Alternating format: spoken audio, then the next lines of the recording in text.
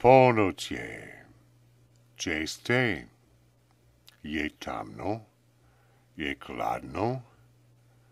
Jesi li sama? Popuno sami? It's midnight. Where you are? Is it dark? Is it cold? Are you alone? Are you completely alone? What's that sound?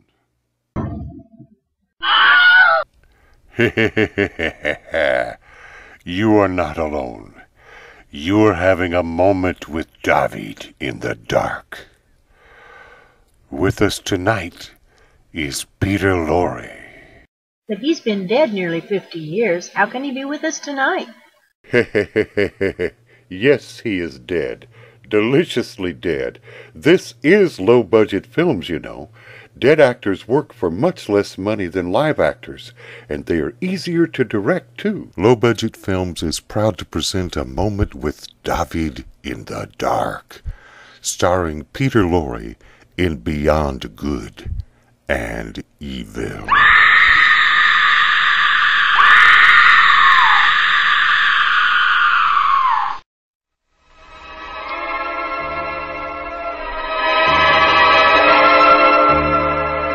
Mystery in the Air, starring Peter Lorre.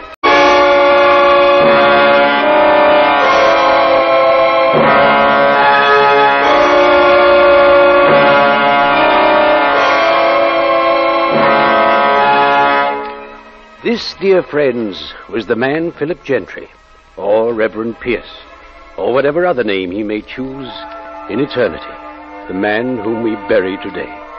That night when he stood above my bed, pouring defiance and bitterness into my ears, thinking that I was paralyzed, I could both speak and write. My paralysis had been gone for many days. But I did not speak, because I knew what Philip Gentry would do, what he had to do, criminal and murderer though he was.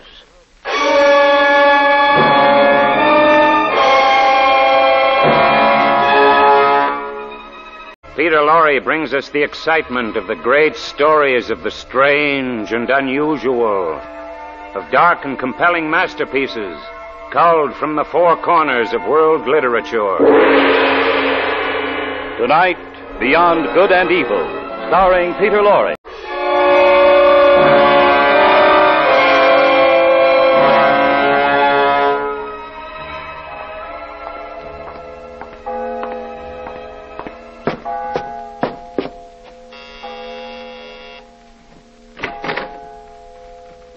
Why, Reverend Pierce. Hello. Good evening. Good evening, Lucy. Is Reverend McKillop still awake?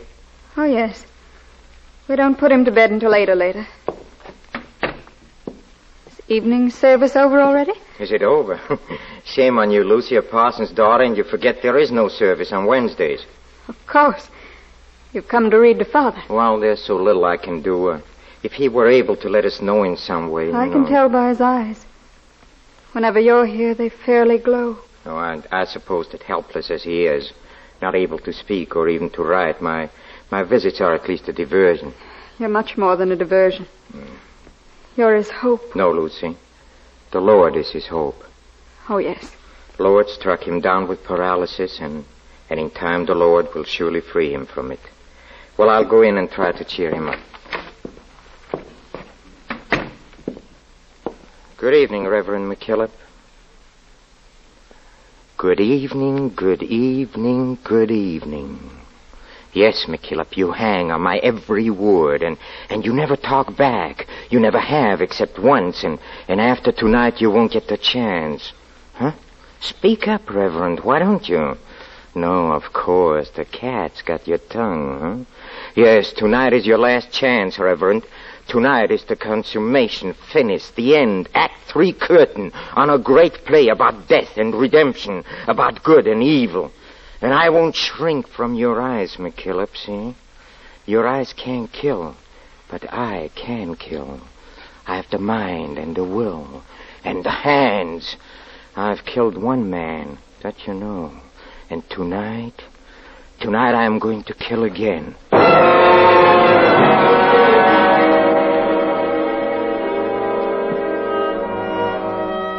Yes, Reverend McKillop, you know who I was before I became the Reverend Howard Pierce, pastor of this good and godly community. And you know my real name, it's Philip Gentry, but you never knew the soul of Philip Gentry, the contempt, the sum of evil that was in me that night it all began. Yes, it's now 3 months ago. What a stormy night. I was crouching in a swamp with a man named Mac, because we had just escaped from prison, hiding like animals in the deep mud and ooze, alien from the whole entire human race. Gentry, where are you going? The highway, you idiot. Got to make time before daylight. Before the rain stops. They'll bring out the bloodhounds in the morning. Yeah, okay, you're the boss. There's the highway now, there, beyond the fence. Well, so what do we do now? Where do we go? Split up. I'll meet you in Chicago later. At Gus's place? Yes, at Gus's place in 2 or 3 weeks, when the manhunt cools off. You won't let me down, will you, Gentry? I said I'll meet you. Now get moving. Go on, faster.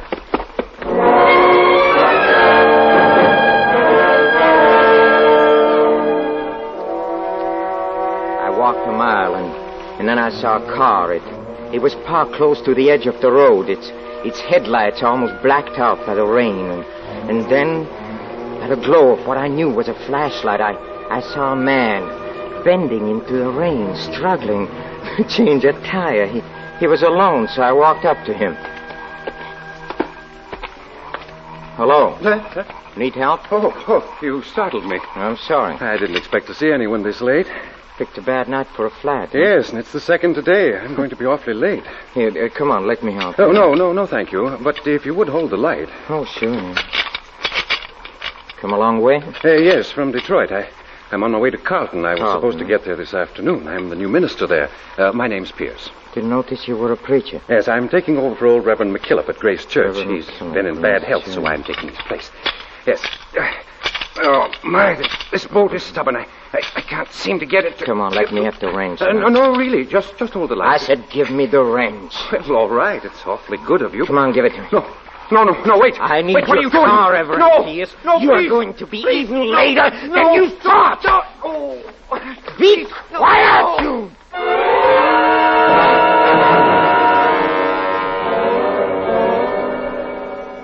I hit him twice, and I can't tell you now, Reverend McKillop, what I thought when it wrenched bit into flesh and bone. Oh, I swear to you that it was not my intention to kill, and yet I did. I killed, yes. When I put my hand on his chest, the heart had stopped, and the Reverend Howard Pierce was dead.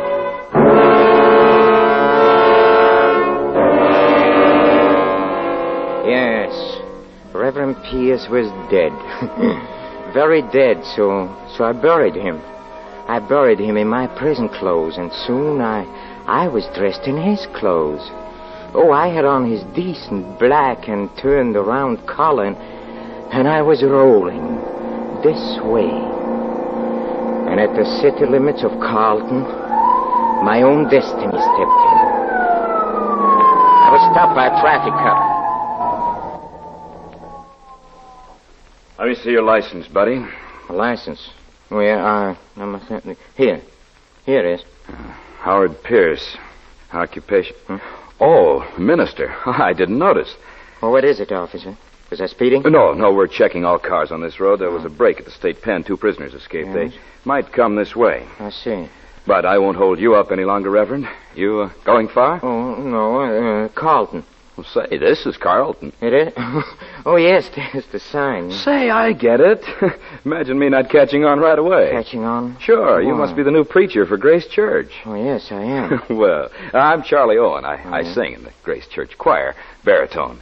You going to the parsonage now? Yes, I was. Well, it's a little tricky finding it. I'm going into headquarters now, and I have to go right by Reverend McKillop's house. Oh, that's You nice. follow me. Thank you, son. It's very nice of you.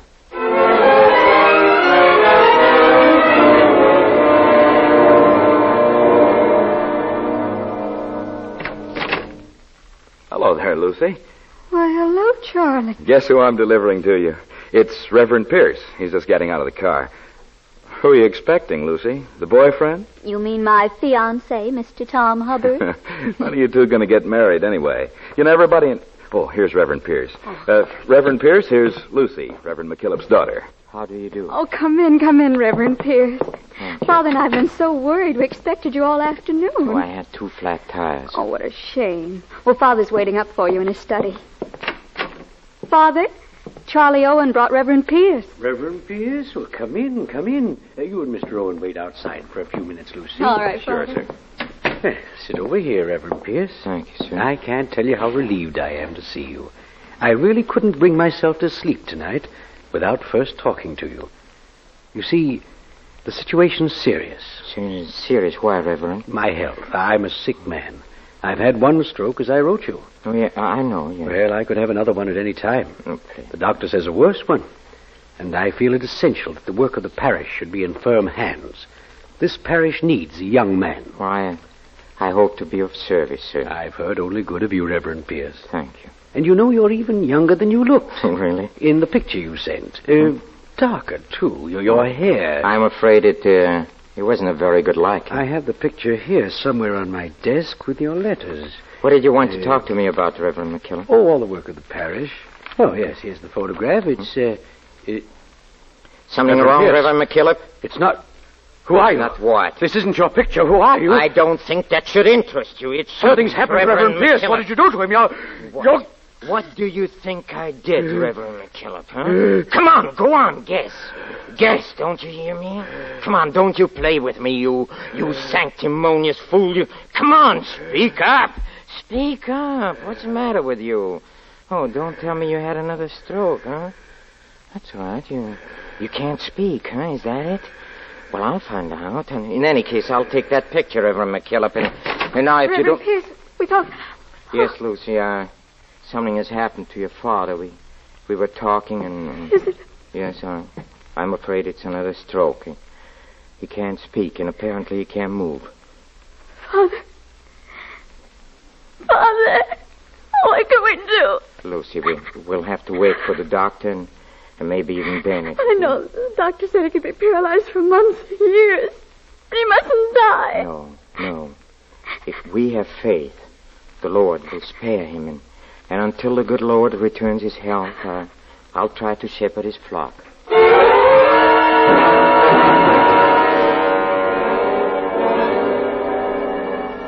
Yes, and since that first time, Reverend McKillop, you've never opened your mouth again. Oh, you can stare, yes. Stare as hard as you want. That doesn't bother me, because your stare cannot kill, but I, as you know, I can, and I will, Reverend McKillop.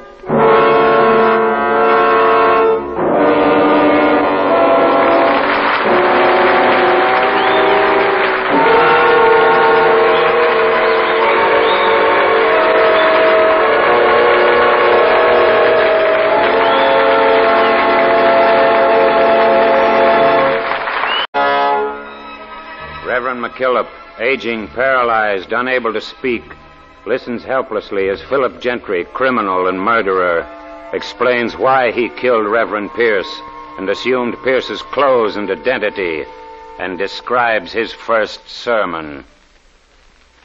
And so, in conclusion, dear friends, remember the agony of our Lord was shared by 2 thieves, and they were crucified beside him that he might be numbered among the transgressors. And remember his words to one, verily I say unto thee, today shalt thou be with me in paradise.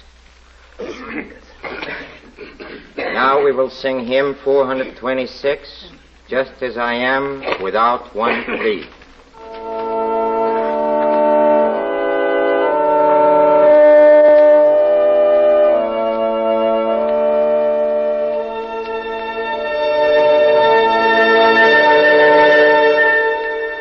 That was my first sermon, Reverend McKillop. Oh, I saw your eyes when Lucy told you how deeply moved the congregation was. Oh, you couldn't understand. You just couldn't how such a thing could be done without faith. Oh, but I've been a lawyer, and I've done a lot without faith. Yes, I've been the ideal parson you were looking for. I wish you could ask young Hubbard. You don't know he called on me, huh? Reverend Pierce? Yes? I missed your first service, Reverend. I thought I ought to pay you a call. My name's Hubbard. Oh, yes, I know. You're in the choir. Come on. Come in, Mr. Hubbard. Make yourself comfortable. Oh, thank you. What's your business, Mr. Hubbard? I work at the bank. I'm chief teller. Chief teller, huh? A very responsible job for a young man like you. I suppose it is, but I don't have much more responsibility than the other tellers, except at the end of the month. Oh. Then it's a strain. End of the month? Why? Well, sure, that's when I have to... Yes? You know, I've never told anyone about this. Please. So even with you... Well, if it's confidential... Well, no, naturally not so far as you're concerned, Reverend Pierce. You see, the 30th of the month, we move all our deposits to the Federal Reserve Bank. Yes. $200,000 or more. So you can see how I wouldn't want some people to know that. You mean you have to take the deposits alone? Oh, no. Gosh, no, that'd be even worse than it is. No, there's an armored truck that comes to take the money. Surely the bank takes adequate precautions. Well, I have a gun, and there's an alarm system, but... You see. Well, the thing is, I'm all alone. Huh? Sometimes when I'm sitting there at my desk, I think how easy it would be. Why? Well, all somebody would have to do is shoot me through the glass door. Even if the alarm rang, it would be 10 minutes before the police got there. Oh, well, Mr. Hubbard, after all, it's a very quiet community, no? Well, I guess that's what the directors of the bank figure. Only possible danger I can see would be from too many people knowing what you've told me. I mean, wrong people. You say you don't talk, so... Oh, no. No, Reverend Pierce, I've never told a soul except you.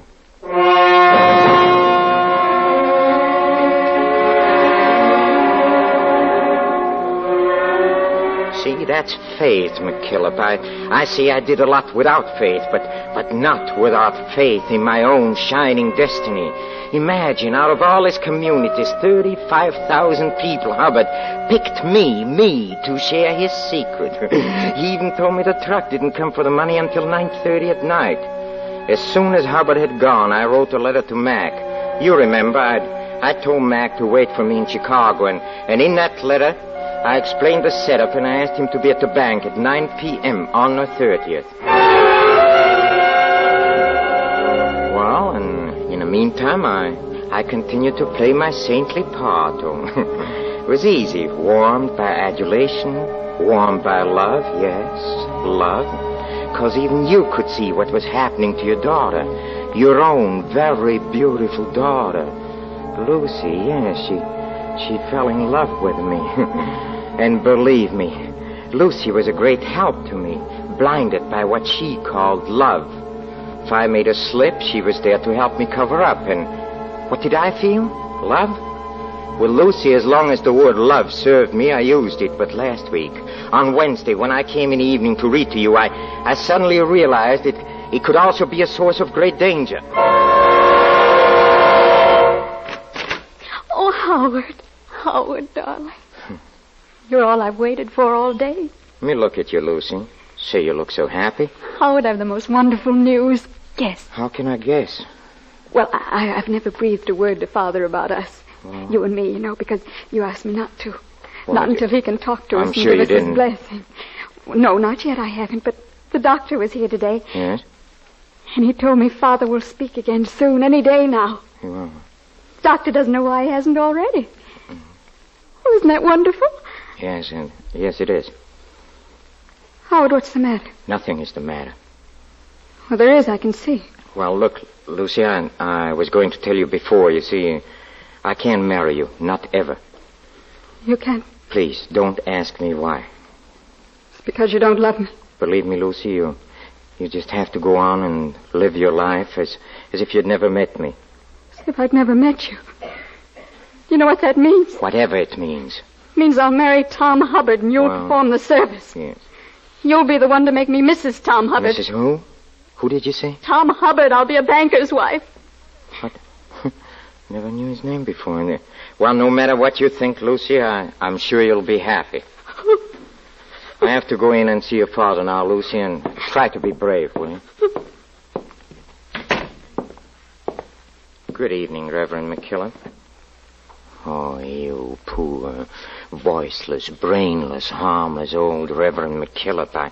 I hear you may be able to talk again, yes. I hear someday you're going to speak. Well, I have only 1 week to wait, that's all. 1 week, but you are a danger. Therefore, I ought to kill you, Reverend. I ought to kill you now.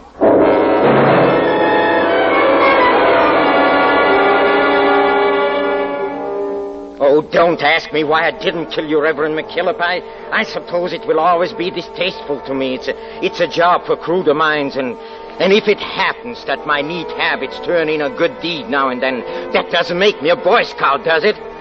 I might not like to think of Lucy, only 2 days married, so soon to be a widow, so soon in half an hour, yes, because in half an hour Mac is going to shoot Tom Hubbard as he sits at his desk. And in half an hour, I'll have $200,000 and I'll be free, you hear?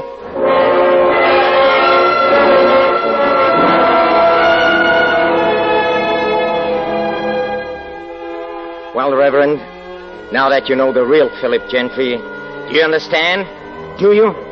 No, I doubt it. I doubt if you, with your good book and your years of tending the good sheep in the rich green pastures here, could ever understand 1/10 of what a man like me feels. Doesn't matter. I don't need your understanding. I don't. Good night, Reverend, and sleep well.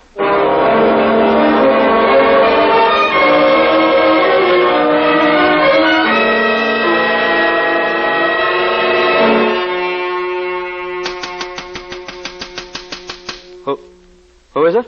It's me, Reverend Pierce, Tom. Oh. Let me in. Reverend Pierce, just a minute.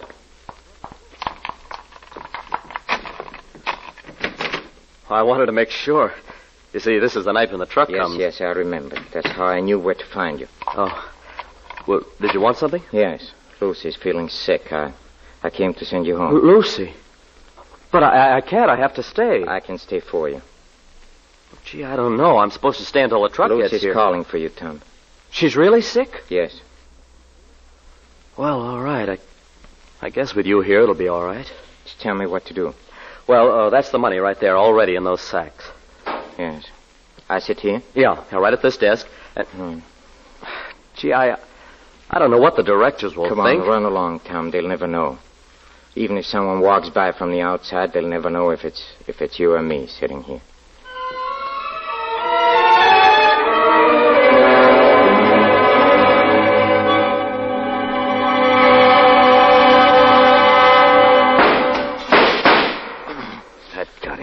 Right to the head.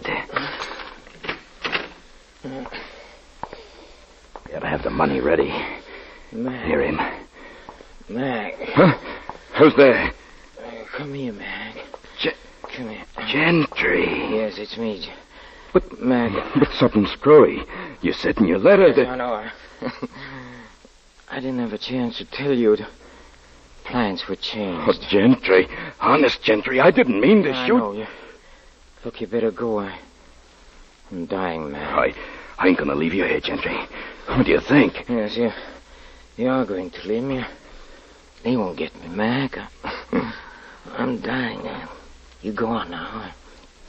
Only you won't be able to take the money. The plan is all changed. Oh, okay. That doesn't matter, the money.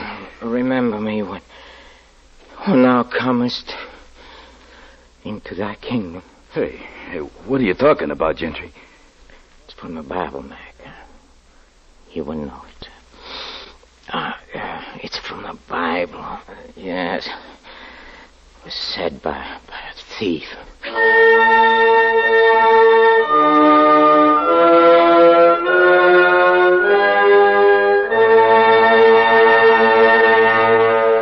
This, dear friends, was the man Philip Gentry, or Reverend Pierce, or whatever other name he may choose in eternity. The man whom we bury today. That night when he stood above my bed, pouring defiance and bitterness into my ears, thinking I was paralyzed, I could both speak and write. My paralysis had been gone for many days. But I did not speak, because I knew what Philip Gentry would do, what he had to do. I knew what he denied, that to accomplish work as he had in God's vineyard, a man must have faith, even though he deny that faith. That is why, in spite of all, he protected my daughter's happiness. That is why he could not kill me. For the work he did here had molded him, in spite of himself, into a man who was truly a servant of God. To such a man our Lord would say, Verily I say unto you, today shalt thou be with me in paradise.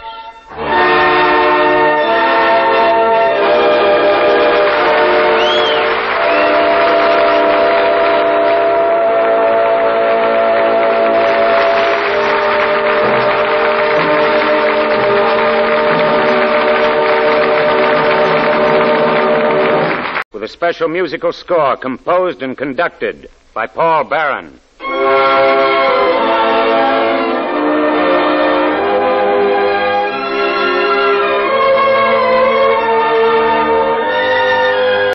The artists supporting Mr. Lorre tonight were Henry Morgan as the voice of mystery, Peggy Weber as Lucy, John Brown as Reverend McKillop, Howard Culver as Mac, Jack Edwards Jr. as Hubbard, and Russell Thorson as Reverend Pierce. This is Michael Roy in Hollywood wishing you a pleasant good night. This is NBC, the national broadcasting company.